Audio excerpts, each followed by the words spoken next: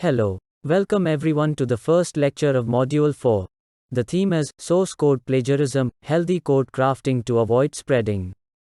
So, let's get into it. What do you think about plagiarism of source code? Many of you may came across coding or programming with variety of computer languages. But, do you know, the instances of plagiarism in your code may bring you in trouble. Let's have a proper understanding of source code plagiarism, so that you could better aware yourself to remove plagiarism. Source code plagiarism is defined as unauthorized use of others' code or program. This means incorporating others' programming code in own work, without proper permission and proper acknowledgement. The code writer or developer massively copy or reproduce others' code without acknowledgement. As a result, the work becomes plagiarized.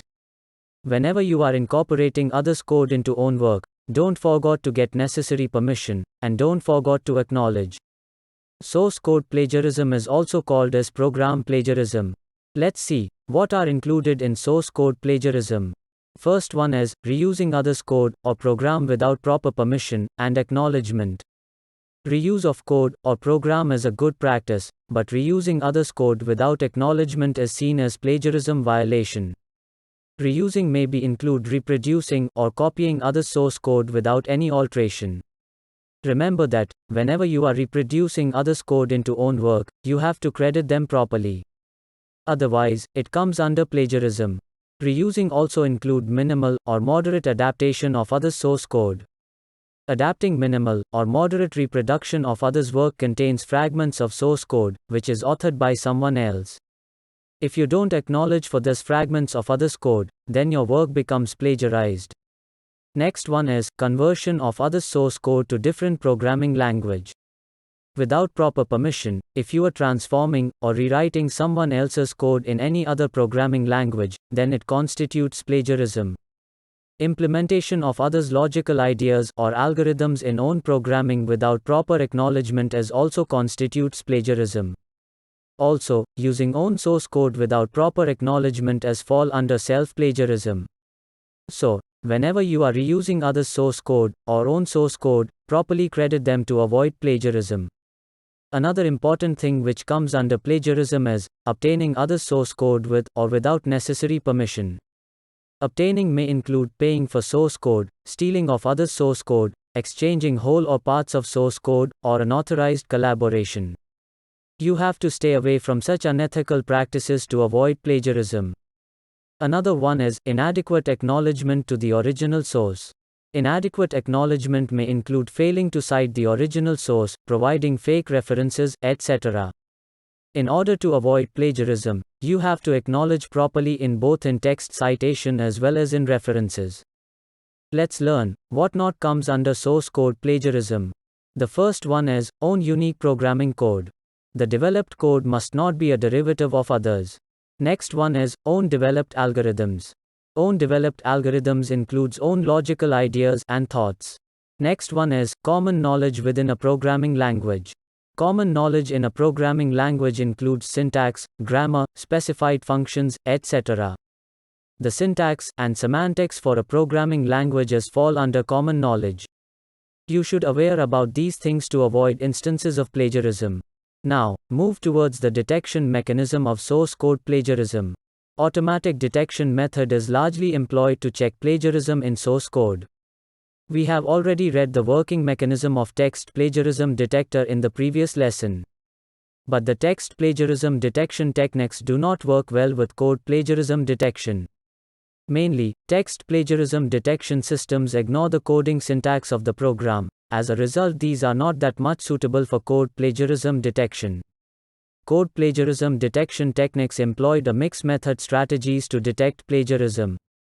The code plagiarism detector measures different properties of submitted code to check similarity. The system considered several factors such as number of unique operators, number of unique operands, total number of occurrences of operators, total number of occurrences of operands, etc. Apart from this, the system also measures the white space intensity, noise suppression, position independence, fingerprinting, etc. Also, it checks the program layout, comments, literals, and different syntactic variants of the submitted code. And finally, it checks for false positives. Based on these measures, the detection system finds the degree of similarity in the submitted code. Different code plagiarism detection system uses different algorithms for plagiarism detection. Next comes to the available source code plagiarism detection tools in Scholar Market. A wide variety of source code plagiarism detection tools are available, but some widely used authentic systems are MOS, JPlag, CodeMatch, Dolos, CodeLeaks, etc. These systems supports wide variety of programming languages. In next lesson, we will discuss how to check and remove code plagiarism in MOS. All of these are open source software, and you can use anyone from these. In order to avoid and remove plagiarism, you have to acquire necessary permission and provide acknowledgement in your work. Let's see how to get permission for using others' code. Most of the code you find in the web or communities are open source code. Open source code does not mean you can use anything from this. Actually, it means understanding the source code openly. There is no limit or boundary on learning these code.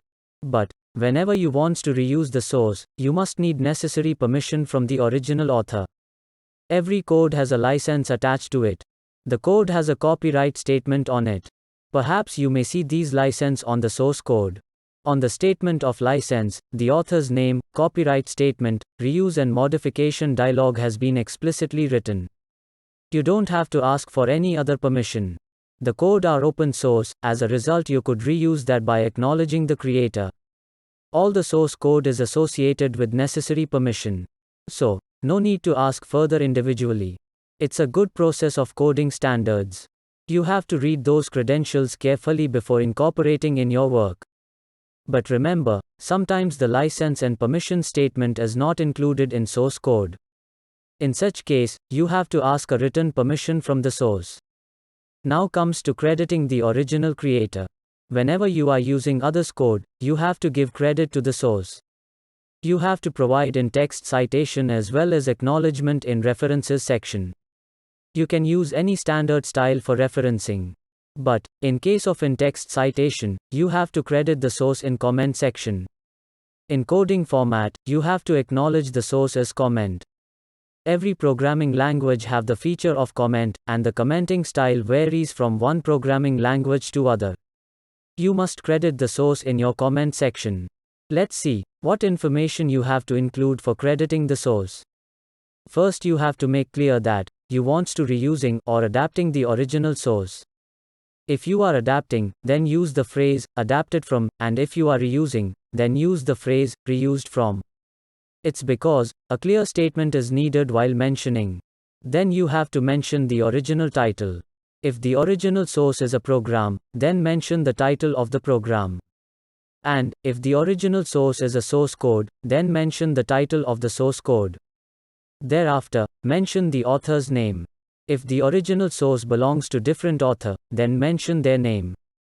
And if the original source belongs to any laboratory or specific corporation, then mention their name as author. Then mention the date. It is necessary to mention the publication date. Thereafter, mention the code version of original source. Then, you have to mention the type. The type may be a computer program, or a source code, or a pseudocode, etc. Then, you have to mention the availability of the original source. Availability represents where the original source is located. In the availability section, mention the URL of the source. You have to carefully provide in-text citation. This completes today's discussion. Today's quizzes and assignments are excluded. In the next lesson, we will discuss how to check and remove plagiarism from a written code by taking an example. Thank you very much for concentrating in the entire lecture. Hope you enhance your knowledge and learning.